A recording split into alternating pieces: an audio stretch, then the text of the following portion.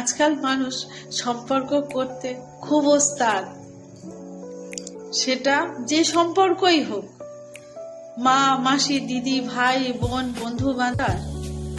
সম্পর্কের মর্যাদা যেখানে দিতেই পারবে না, তাহলে সম্পর্ক কেন করতে আসছো? লোক হাসিয়ে কোনো লাভ আছে?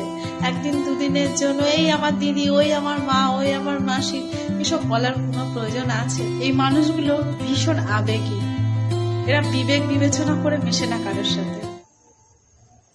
যদি বিবেক দিয়ে মিশতো, তাহলে হঠাৎ করে কারোর সঙ্গে সম্পর্কে জড়িয়ে পড়তো। হঠাৎ করে দেখা হলো, অমনি সম্পর্ক করে ফেললো। তারপরে কিছুদিন ফোন করে খোঁজ খবর নেওয়া, আসা যাওয়া, তারপরেই ব্যাস শেষ। সম্পর্ক সম্বন্ধে সবকিছু জেনে গেল, বুঝে গেল, আস্তে আস্তে লটা কম্বল গুটিয়ে নিয়ে সম্পর্কের মুখে ছাই ফেলে দৌড়ে পালিয়ে গেল। এটা কেমন সম্পর্ক হয়? আমি তো বুঝি না। আপনারা যদি এরকম মানুষদের সঙ্গে কোনো সময় পড়েছেন, অবশ্যই কমেন্টে জানিয়ে যাবেন।